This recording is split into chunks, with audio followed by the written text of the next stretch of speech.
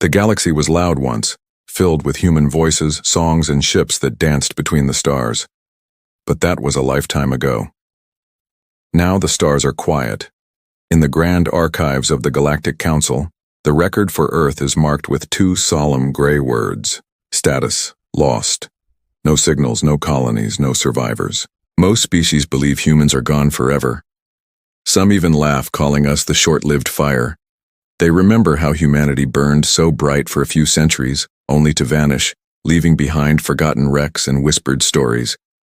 But a few, the wise and the wary, still feared that one day those stories might just come true again. Far on the ragged edge of the galaxy, a lonely colony named Vulcan 4 floated around a dying red star. It was a small mining world, full of dust, silence, and hard-working people. Life was tough, but peaceful, until the day the sky tore open. Without warning, Zorath Empire warships blotted out the sun, black metal giants raining down plasma fire. Within hours, the colony's defenses crumbled. The human miners were forced to their knees, their homes burning around them. The Zorath commander, a tall, scaled tyrant, declared, "You belong to us now. Earth is gone. You have no one." The distress beacons screamed into the void, but only silence answered. Governor Elias Vorn stood in his broken command room, his hand shaking as he looked at the dying console. He had begged the Galactic Council for protection for years, but they had always ignored him. Now, his people were enslaved. He glanced at an old, dust-covered Terran flag on the wall and whispered, "If anyone still remembers Earth, please, hear us." He pressed transmit, a final, desperate act. Even he didn't believe anyone would hear. Days turned into a nightmare. The Zorath were cruel, forcing the colonists to work without rest, breaking families apart. Every night, the survivors stared at the stars, their hope fading into the cold, uncaring darkness, until one night when the silence broke. A young communications operator named Lyra sat in her dark radio tower, her eyes heavy with exhaustion. Suddenly, the static on her screen flickered. A faint, rhythmic signal appeared. It wasn't Zorath. It wasn't Council code. It was Terran. Her heart pounded. The code was ancient, a distress channel not used for centuries. "Impossible," she whispered. The signal repeated, then translated into simple words. "Signal received, stand by." Tears streamed down her face. She grabbed the mic. "Who is this? Who's out there?" No answer came. But deep in space, something stirred. Beyond the edge of known systems, in the cold dark where light itself seems to die, an ancient ship drifted. Its hull was scarred and black, built for war, built for shadows. Inside, dormant lights flickered to life. Systems that had slept for centuries rebooted. Weapons hummed. A deep, metallic voice echoed through the empty corridors. "Distress signal authenticated. Source, Vulcan 4. Human colony under attack." Another voice replied, calm, cold, and human. After all this time, they called again. The command deck filled with cool blue light. A man in a dark uniform stepped forward, his face lined with age and scars. He was Admiral Kael Rayan, commander of the Terran Shadow Fleet, a name the galaxy had long forgotten. He stared at the holographic map, at Vulcan 4 blinking in red. He had waited centuries for this. At last, the call had come. "Activate the fleet," he commanded quietly. "Shadow Protocols is back." In the minutes that followed, hundreds of dark, silent ships lit up across deep space. They had hidden for generations, waiting. Now humanity would rise again, not with a roar, but with a shadow.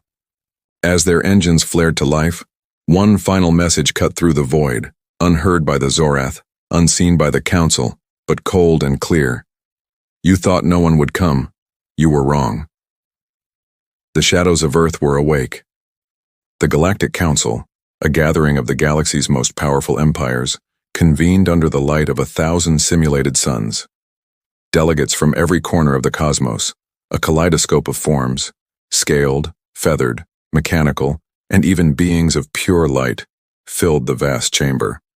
They were the undisputed rulers of the known universe. At the chamber's heart, the High Speaker, A towering creature with skin the color of twilight and eyes like silver coins raised a hand for silence. His voice, deep and resonant, echoed through the hall. "There is news from the frontier," he announced, his words hanging in the air. "The Zorath Empire reports contact." The word contact fell like a stone into a still pond. A hush descended. Every eye turned to the colossal screen that dominated the chamber. A static-filled recording crackled to life, but the voice was unmistakable, speaking in an ancient, almost forgotten tongue. Old Terran English. "This sector is under Terran jurisdiction. Withdraw." Chaos erupted. A cacophony of alien languages filled the air. Disbelief, fear, and for some, outright anger. Laughter mingled with shouts of denial. But one word whispered like a curse rippled through the delegates. Humans. The Zorath ambassador, a hulking, clawed being, slammed his hand on the table. "This is human trickery," he roared, his voice trembling with fury. "They are extinct. We shattered their colonies centuries ago." Across the room, the Lithari diplomat, a creature of elegant feathers and sharp intellect, tilted her head. "Then perhaps you can explain, Zorath, why your fleets are vanishing from the Vulcan 4 system." The Zorath froze. "What?" he stammered. She projected a new feed onto the screen. Reconnaissance images showed Zorath warships in orbit around Vulcan 4, burning silently. There were no explosions, no warning signs. They were simply gone. The energy readings were bizarre, unlike any known weapon. Not plasma, not ion, something older, something colder. The Lithari's feathers shivered involuntarily. "There are reports of shadows moving in the void, ships that emit no light, no sound. When our scanners try to get a lock, the systems just die." A collective whisper spread through the chamber. "Ghost fleets. Ancient weapons. Humans can't do this, they're gone." But not everyone was afraid. In the back, a small, ancient alien with 4 inquisitive eyes leaned forward. He was a student of history, a scholar of the old wars. "If this is true," he said, his voice barely audible yet cutting through the noise, "then the galaxy is not ready. The humans do not fight wars, they end them." Far from the Council's panic on a clandestine outpost, Admiral Kael Rayan watched the same feed. His Shadow Corps' stealth drones had seamlessly infiltrated the Council's networks. He stood calm and composed, his officers waiting in disciplined silence. "They're reacting exactly as we predicted," Kael observed, proud, blind, and terrified. His second-in-command, Commander Arlen, frowned. "Sir, they'll unite against us once they confirm we're back." Kyle nodded slowly. "Let them. Fear makes them careful. Panic will make them weak." He turned to a holographic star map, pointing at the glowing red symbol of Vulcan 4. "We move to protect the colony. Minimal visibility. No open war. Not yet." On Vulcan 4, the Zorath occupation was already crumbling from within. Strange things haunted the occupiers. Patrols vanished into the night, their vehicles found empty and cold. Sensor sweeps resulted in fried circuits and showers of sparks. The sky cameras went dark one by one. Then one morning, the Zorath banner was gone, replaced by a simple piece of black cloth bearing a silver symbol, a single open human hand reaching upward, the ancient mark of the Terran Shadow Corps.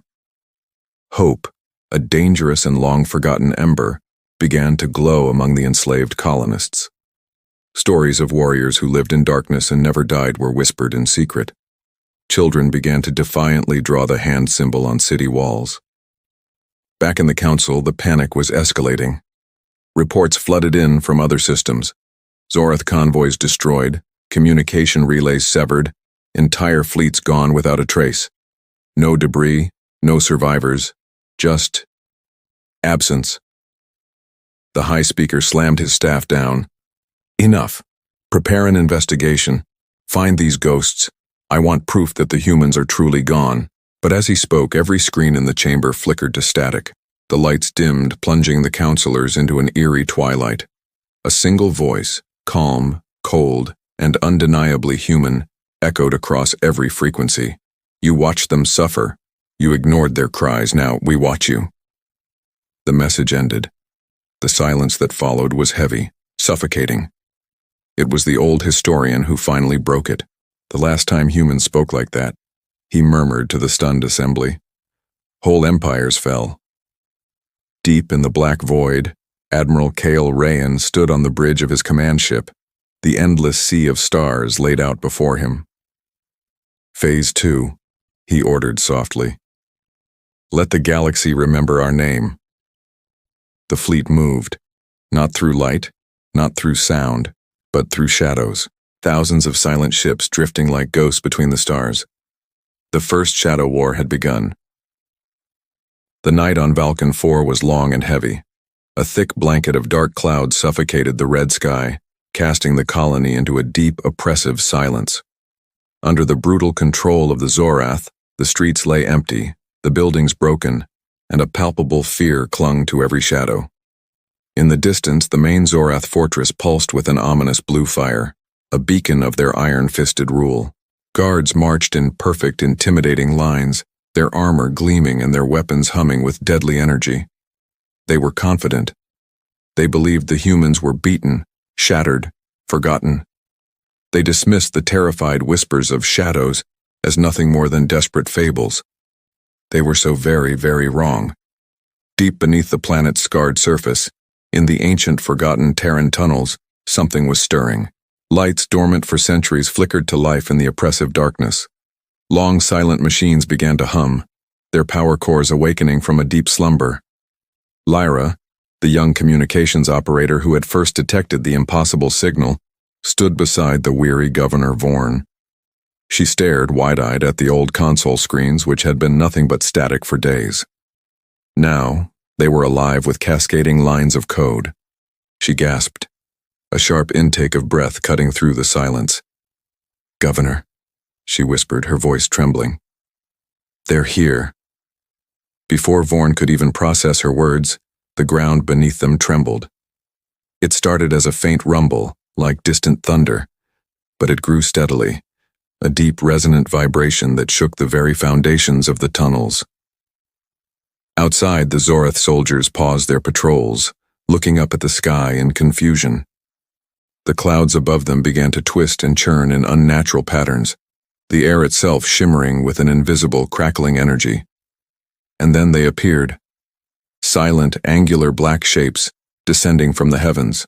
Not one, not 10, hundreds of them. They moved with an eerie grace, gliding through the night without a single engine flare, without a whisper of sound. They were ghosts against the dark sky.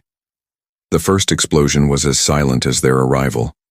It struck the Zorath command tower, a blinding flash of white light that consumed the structure, followed by an unnerving, absolute quiet. When the light faded, the entire top section of the tower was simply gone. Chaos erupted. Zorath troops shouted frantic orders, firing their plasma rifles wildly into the sky, but their bolts found nothing but empty air. Their scanners went haywire. Their advanced sensors screamed the same impossible message: no target. Then, the shadows landed. From the swirling mist, figures emerged, clad in matte black armor. They moved with a preternatural silence, their visors glowing with a faint, chilling blue light. Their weapons looked vaguely human, but older, sharper, and far more deadly. They moved like wraiths through the Zorath lines, fast, precise, and utterly unstoppable. One of the Zorath commanders, his voice raw with disbelief, aimed his weapon. "Identify yourselves!" he roared into the chaos. The lead figure raised his head. Through the flickering, battle-scarred light, two human eyes stared back, cold and resolute. "We are the shadows of Earth," the soldier said, his voice a low, steady calm. "And this world is now under our protection." Before the commander could retaliate, the shadows struck. It wasn't a battle. It was a reckoning. A silent, perfectly orchestrated storm. Explosions bloomed across the compound like deadly flowers. Drones tumbled from the sky. Every single movement, every shot fired was executed with surgical precision. There was no wasted energy, no hesitation, and absolutely no mercy. Watching from the safety of the hills, Lyra and Governor Vorn could only stare in awe. Flashes of light tore the night apart, but what shocked them most was the silence. It was as if war itself held its breath in the presence of these specters. The shadows freed the human captives first. Children were gently carried from their cages by armored giants who spoke in calm, steady voices. Elderly men and women were helped to their feet with a surprising tenderness. Every human was guided to a secure location before the next wave of the assault even began. It was efficient. It was planned. It was human. Inside the last Zorath stronghold, Commander Rax Vor, the alien leader of the invasion, watched the unfolding disaster in a fury. He slammed his claws onto the command console, shattering the screen. "Find them. Find these ghosts." His officers were panicking. "Sir, they are everywhere and nowhere. Our scanners can't see them." Rax snarled, his alien features twisted in rage. "Then fight blind." He grabbed his rifle and stormed into the corridor. But the corridor was already choked with smoke and a profound silence. He rounded a corner and froze. A single figure stood there, cloaked in black armor, its visor glowing. The figure advanced, calm and unhurried. Rax fired wildly, plasma bolts searing the walls, but not a single shot touched the soldier. In a blur of motion, the human was upon him. A blade flashed once, a clean silver arc, and the alien's rifle clattered to the floor in two useless pieces. The soldier stepped closer and removed his helmet. Rax stared, frozen in place. He saw a scarred human face, with eyes as cold as the void. "You thought we forgot," the man said, his voice barely a whisper. "We remember everything." Rax tried to speak, but the soldier simply turned away. Behind him, a series of explosions ripped through the fortress as pre-planted charges detonated. A blinding flash lit the sky, and the fortress collapsed into a mountain of fire and ruin. At dawn, the colony was free. The Zorath ships that had darkened their orbit were gone, burned, captured, or simply vanished. The shadows stood amidst the dust and rubble, silent sentinels watching the red sun rise. Lyra, her courage finally returning, approached one of them, the soldier with the scarred face. "Are you really from Earth?" she asked softly. The soldier gave a slow nod. "Earth still lives," he said, "but not as you remember it." Governor Vorn stepped forward, his voice shaking with emotion. "Why now? Why return after all this time?" The soldier looked toward the heavens. "Because you called for us." He pressed a small, cool metallic disc into Lyra's hand. Engraved on it was a symbol she vaguely recognized, the Terran star, half shrouded in shadow. "Keep hope alive," the soldier said. "The galaxy has forgotten us, but soon they will remember." And with that, the shadows turned and walked back into the morning mist. Moments later, their ships rose silently, fading into the clouds without a sound, without a trace. All that remained was a new flag, fluttering over Vulcan 4, the symbol of Earth's silent and deadly return. The stars above Vulcan 4 burned quietly once more. Smoke drifted away. The war had ended, at least for now. But far beyond the red sky, deep in the black abyss between galaxies, another world stirred. A silent command signal crossed the void, invisible to any sensor. It reached a hidden system locked behind storms of cosmic dust and radiation. Inside, among floating rocks and shattered moons, a light awoke. A forgotten world lit up again. This was Station Echo 9, home of the Terran Shadow Fleet, the last heartbeat of old Earth. In the station's command center, Admiral Kael Rayan stood before a wide glass window, staring into the endless dark. Below him, massive hangars opened like giant jaws, and sleek black warships began to rise. They moved with a quiet, predatory grace, sharp, angular, and invisible to conventional sensors. Each ship bore a name carved in faded metal: Soul's Wrath, Vigil, Remembrance. Names from wars long past, whispers from a forgotten history. Kael's voice was calm, steady, but his eyes held the immense weight of centuries. So it begins again, he murmured. The galaxy forgot us, but we never forgot it. Commander Arlen stepped beside him, holding a data tablet. Sir, the fleet's systems are fully online. Energy cores are stable.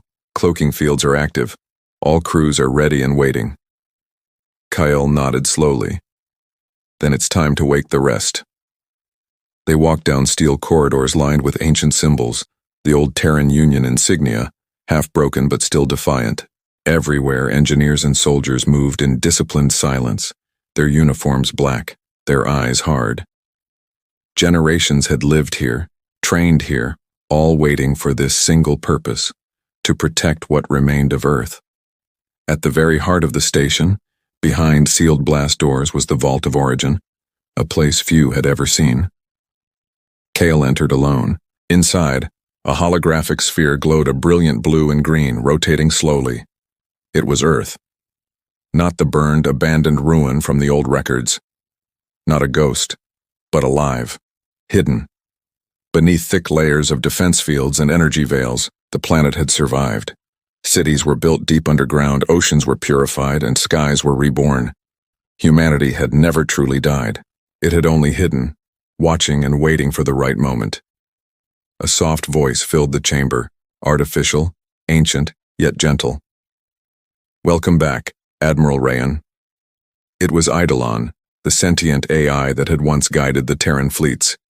It had survived the fall, guarding Earth in secret ever since. The signal from Vulcan 4 has been confirmed, Eidolon continued. The shadows have engaged and succeeded. The colony is safe. Kael placed a hand on the hologram of Earth. And the Council? He asked. Still denying, still blind, but fear grows among them. Kael smiled faintly.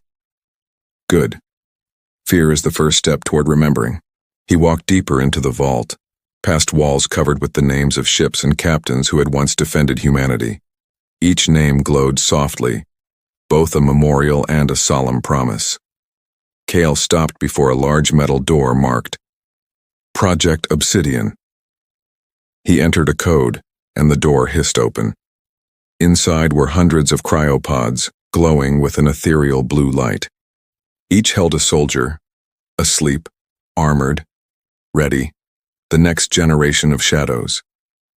They were born in silence, Kael said quietly, trained in darkness, waiting for the day the stars would need them again. Commander Arlen watched the pods come alive, one by one. And that day has come. Kael turned to him. Yes, but we won't fight for revenge, Commander.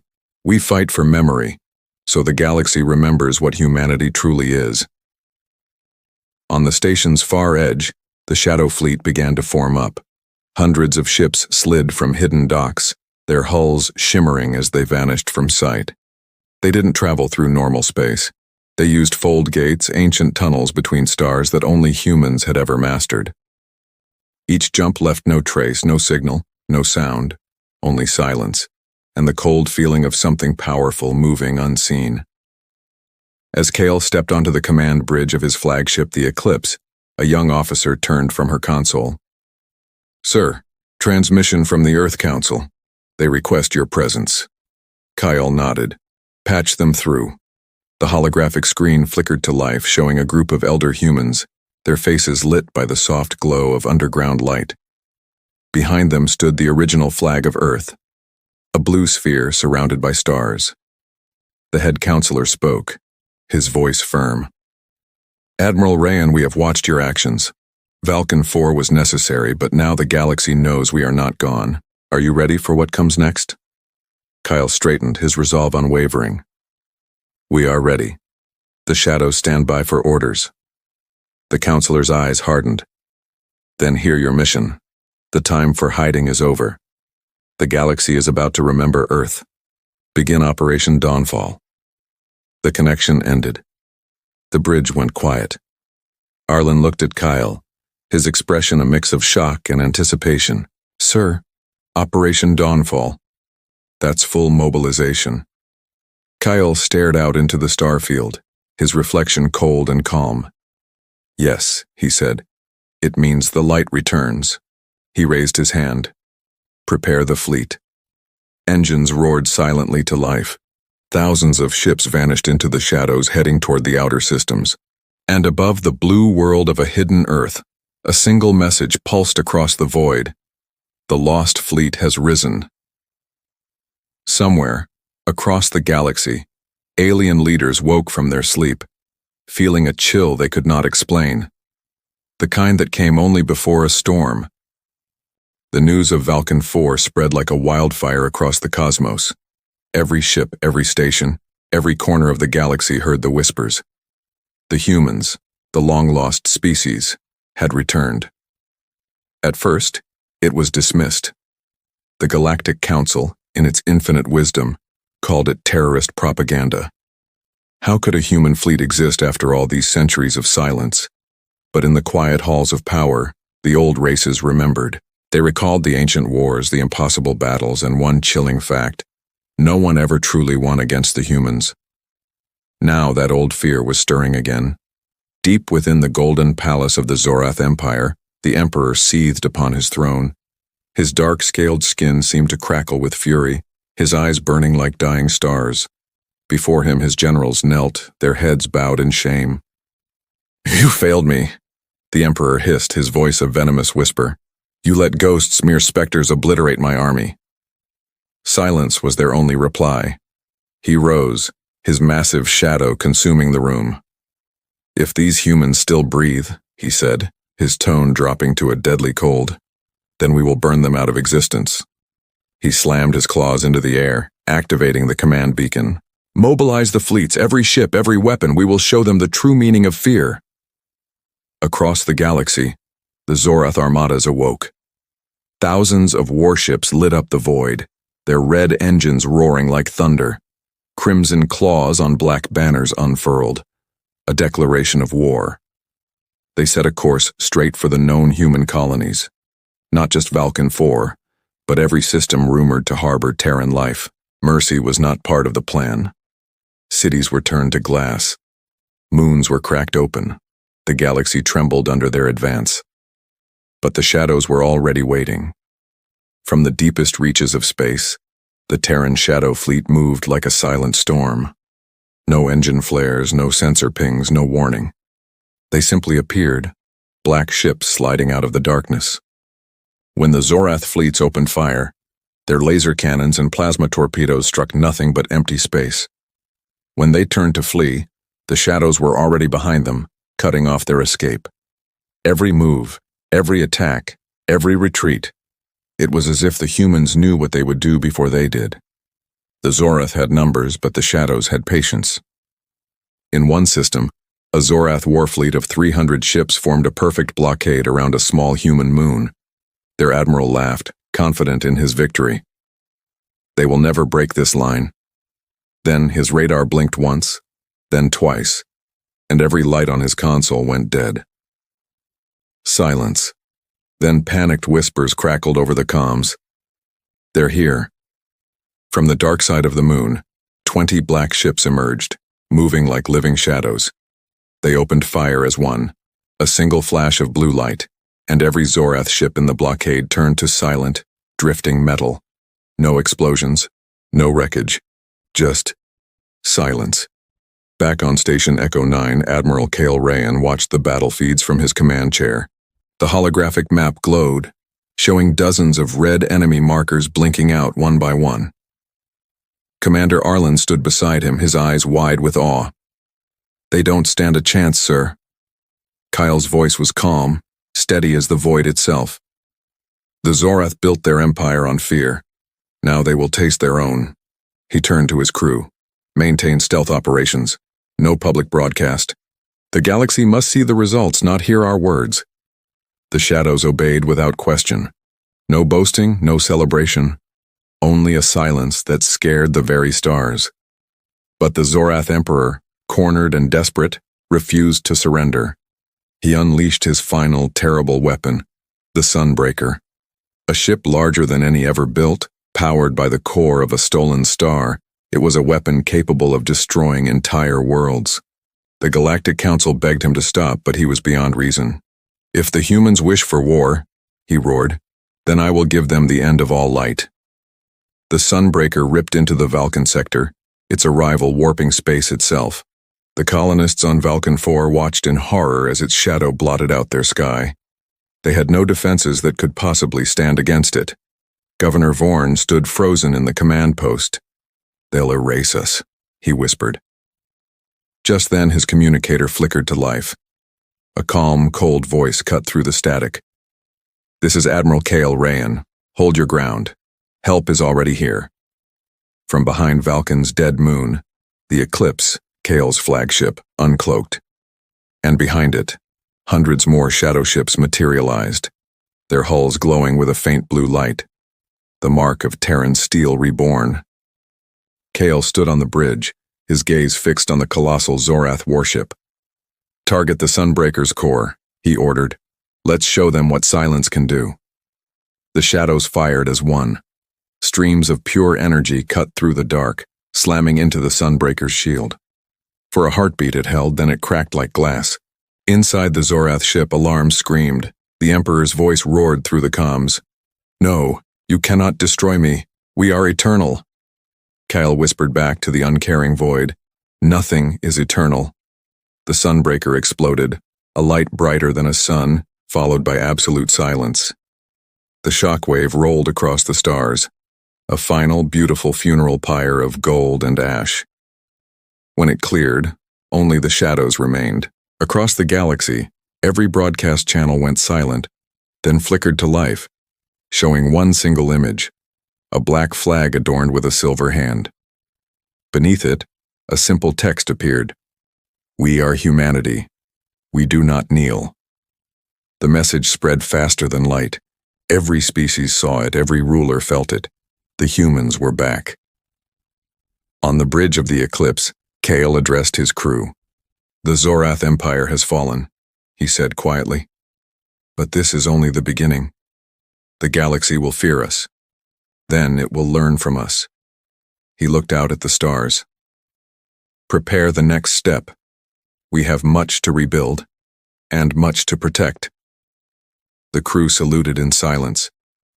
As the fleet turned away, disappearing once more into the void, a single whisper echoed through the comms, soft, proud, and unbroken.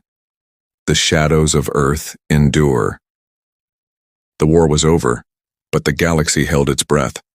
The Zorath Empire had fallen, their worlds now silent tombs. Yet there were no celebrations, only whispers of fear, because the humans, they had vanished again. After the decisive battle of Vulcan 4, the legendary Shadow Fleet disappeared without a trace. No signals, no transmissions, just an unnerving cosmic silence. Some whispered they'd retreated to a hidden bastion beyond known space. Others believed they were never truly alive, just ghosts of an ancient war, drifting through time. But Admiral Kael Rayan knew the truth. Alone on the bridge of the flagship, the Eclipse, he watched the stars crawl by. Before him a single holographic map glowed. A red dot blinked near the galaxy's edge, a forgotten coordinate. He reached out and touched it. The ship's AI spoke softly. "Destination confirmed. Planet. Terra. Earth." Kael closed his eyes, his voice trembling for the first time in decades. "Set course. For home." The journey was a treacherous one. Even with quantum drives, the path to Earth was obscured, buried under cosmic debris, defunct defense satellites, and raging radiation storms. The galaxy had long ago scrubbed Earth from its maps, marking it as Extinct Zone 01. But the shadows remembered. Every ship in the fleet carried Earth's memory in its code, its songs, its images, its final transmissions. For them it wasn't a myth, it was a promise. After weeks of tense silence, the Eclipse finally entered the Sol system. When Kael saw it on the main screen, his breath hitched. The sun still burned, dimmer, older, but alive. Mars shimmered red in the distance. Jupiter's colossal storms still churned. And then, slowly, Earth came into view. It wasn't a dead world. It was beautiful. Vibrant green continents, deep blue oceans. White clouds swirled like a gentle breath. Commander Arlen whispered, his voice full of awe, "It's still here." Kyle nodded. It never left. The galaxy just forgot to look. But as they drew closer, the ship's sensors screamed a warning. An invisible energy field, teeming with power, enveloped the planet. Ancient satellites, still active, drifted in perfect orbits. Someone or something had been protecting this place. Initiate contact sequence, Kael ordered. Silence. Try again. Nothing. Then a signal flooded every screen. A voice, calm, mechanical, yet distinctly human. Unidentified Terran vessel. You are entering restricted airspace. Identify yourself. The bridge went quiet. Kyle stepped forward. This is Admiral Kael Rayan, commanding the Terran Shadow Fleet. We've come home. A pause stretched into an eternity. Then, the voice returned. Identity confirmed. Welcome back, Admiral. Earth has been waiting. The energy field flickered and parted, revealing what lay hidden beneath the clouds. Massive orbital cities floated above the oceans, glowing with a soft blue light. It was a civilization, advanced, organized, and utterly silent. Commander Arlen stared, speechless. They never left. They rebuilt everything in secret. Kael managed a faint smile. No, Arlen. They prepared. For this day. As the eclipse descended, Kael saw what Earth had become. No pollution, no scars of war. It was a perfect harmony of nature and technology. Waiting for them on the landing bay was a delegation clad in sleek silver and blue armor. Their eyes held a faint inner glow, a sign of bio-integration, human minds merged with AI. Their leader stepped forward, her voice clear and steady. Admiral Kael Rayan, the shadows did well. Kael studied her. You know me? She smiled. I should. I am Dr. Lyra Rayan, your descendant. The crew gasped. Kael's eyes widened. My descendant? Lyra nodded. Earth has survived for 300 years, Admiral. When the old fleets vanished, they didn't die. They hid, rebuilding, waiting for the galaxy to forget. You are the last of the first shadows, a bridge between the past and our future. Kael felt the crushing weight of centuries settle on his shoulders. Then Earth lives, stronger than ever. Yes, she said softly, but danger is gathering once more. The Zorath were only the beginning. Others have seen your return. They are coming. That night, Kael stood on a cliff overlooking the Pacific, watching the stars of his childhood, now faint behind the orbital lights. The wind carried the scent of rain and sea. Arlen joined him. Feels strange, he said, to fight for so long, only to come back to peace. Kael nodded slowly. Peace is only the space between storms, and another storm is coming. He looked up. For a moment the sky flickered with faint lights far beyond the solar system's edge. Something massive was moving out there. They found us, Kael whispered. Arlen tensed. Who? Kael's eyes hardened. The architects, the ones who erased us from history. Just then, distant alarms began to blare. Lyra's voice echoed from the command tower.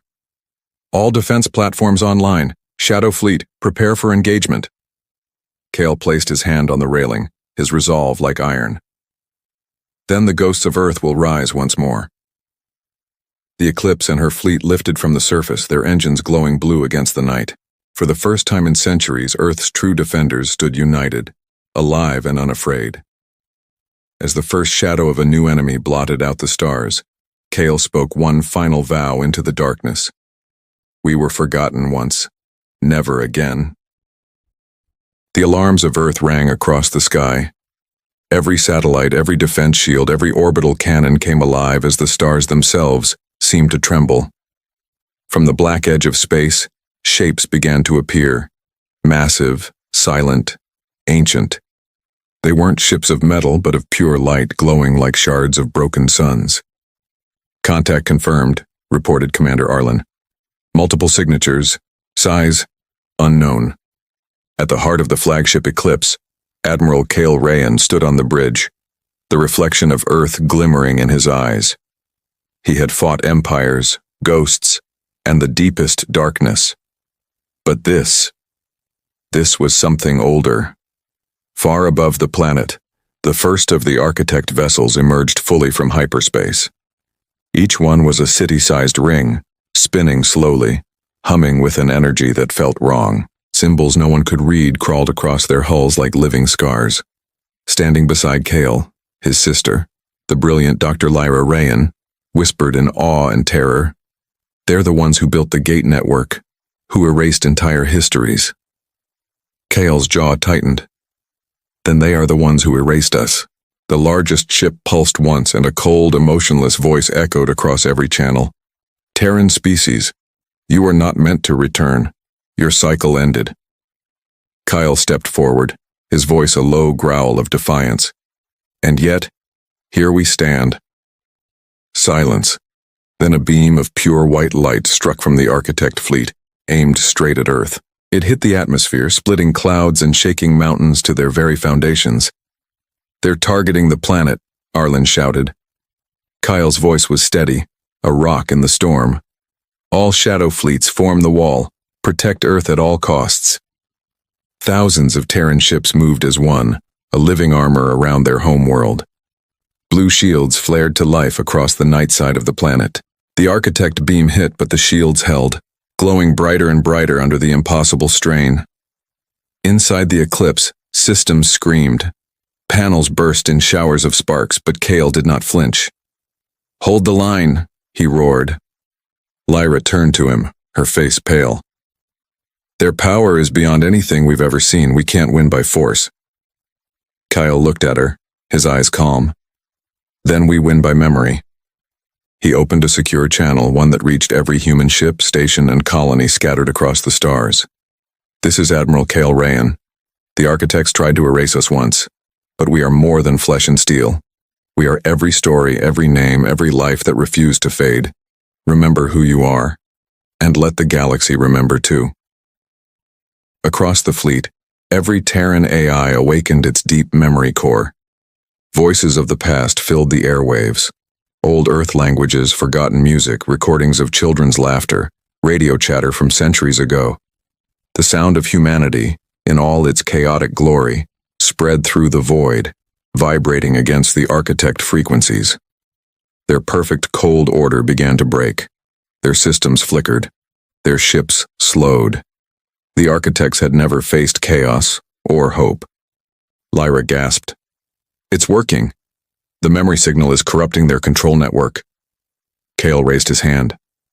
"All ships, focus fire on their cores." From Earth's orbit, the Shadow Fleet unleashed everything. Rail cannons, plasma arcs, and EMP storms painted the darkness in blue and white fire. Architect rings shattered one by one, breaking into cosmic dust. But the largest ship remained. It began gathering energy, a final desperate weapon strong enough to tear the planet apart. "They're overloading," Arlen shouted. "They'll take Earth with them." Kael looked at Lyra. "How long to reach their central core?" "Not fast enough," she said softly. Kael smiled, the calm, knowing smile of a soldier who had already accepted his fate. "Then I'll go alone." He left the bridge without another word. Moments later, a small black craft shot out of the eclipse, Kael's personal fighter, Ghost 1. It flew straight into the blinding light of the Architect mothership. The fleet watched in silence as his signal entered the core. Inside, Kael saw a world of light and memory, endless corridors, echoes of voices, images of all the species the Architects had erased. He touched the central control crystal and whispered, "You wanted silence. You will have mine." He overloaded his ship's reactor. A blue light spread outward, gentle at first, then brighter, faster, unstoppable. The Architect's ship imploded silently, folding into itself and vanishing like smoke. From Earth's orbit, the explosion looked like a new sunrise, then silence. The signal from Ghost 1 was gone. The fleet lowered its weapons. Lyra stared at the empty space where the enemy had been. Tears fell, but her voice was steady. "He saved us." Weeks passed. On Earth, a monument rose on the Pacific cliffs, showing Kael Rayan carved in silver stone looking toward the sky. Beneath it the words, "He fought so that we may remember." One quiet night Lyra stood alone before it. The wind carried soft static from the comm towers. Then faintly, a voice came through, distorted, distant, but unmistakable. "Lyra, tell them, the shadows endure." Her eyes widened. She looked up at the stars, and for a fleeting moment, a blue light blinked far beyond the edge of the system. A signal, a heartbeat. Humanity had won. And somewhere in the endless dark, the shadows were still watching. Thank you for watching. If you enjoyed this story, don't forget to like, subscribe, and hit that notification bell for more tales from the edge of the universe.